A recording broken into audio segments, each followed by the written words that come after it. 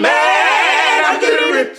I said, Skip, you getting mad, I'm getting rich. And damn, y'all, what you love it? What you love it? Damn, what you love it? What you love it? Welcome back to another episode of Maven Radio. Today, we're going to teach you how to save money, but of importance, how to save $1,000. That's our goal. Please enjoy the content. Before we get started with our steps, remember, open a free savings and checking account. I happened to be watching a YouTube video maybe 3 years ago about a gentleman named Curtis Wall Street Carroll. He is currently in San Quentin prison, and he is affectionately known there as the Oracle of San Quentin. Wall Street was illiterate and figured out how to invest in the stock market. He teaches financial literacy classes to other inmates in the prison and has given numerous speeches on investing. He is a TED Talk speaker, and I encourage you all to watch his video. In one of his interviews, he discussed that the average American doesn't have $1,000 in savings.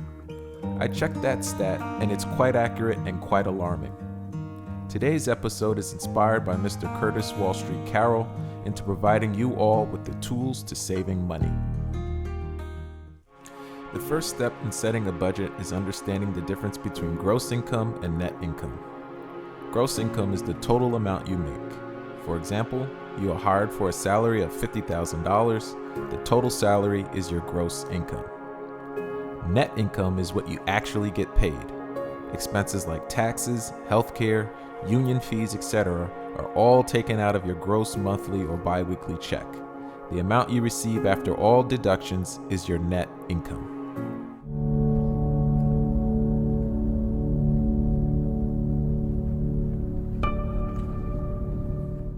If you have a net income of $33,000 on a $50,000 salary, you are roughly receiving $2,750 a month. There's a well-respected rule of thumb to save 10 to 20% of your income for savings. We are setting a goal of $1,000 for a rainy day. At 20% income, it should take you 2 months to save. However, we understand that's easier said than done. So, start with 10%. At 10% of your net, you will have saved $1,000 by month 4.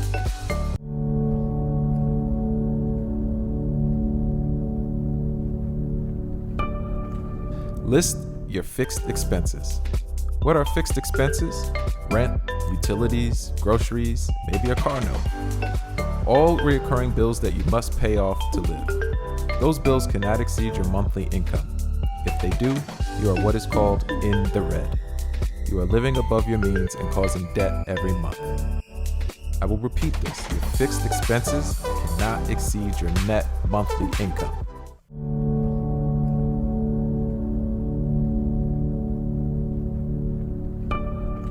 For purposes of today, our goal is to save $1,000.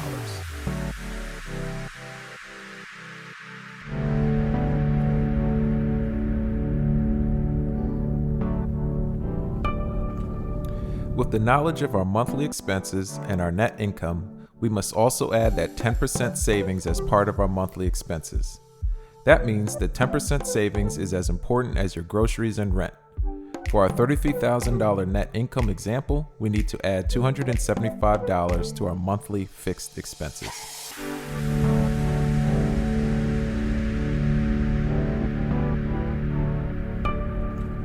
Now, what is the total?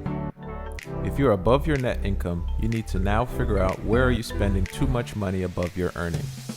We're not talking about going out to lunch or brunches on the weekend. That is a different lesson for a different day. If you're not over budget, congratulations! You're on your way to saving that emergency $1,000. Because you have excess, you may even want to put a little extra towards your savings to hit that $1,000 mark much, much sooner.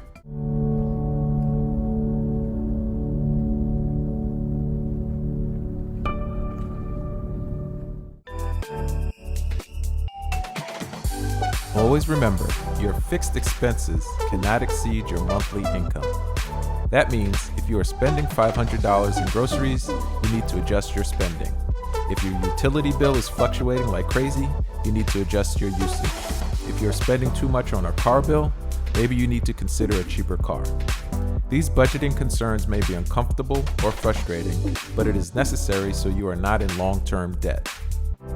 Consider, had you budgeted properly in the beginning, you would maybe be in a better position later on to enjoy the fruits of your labor.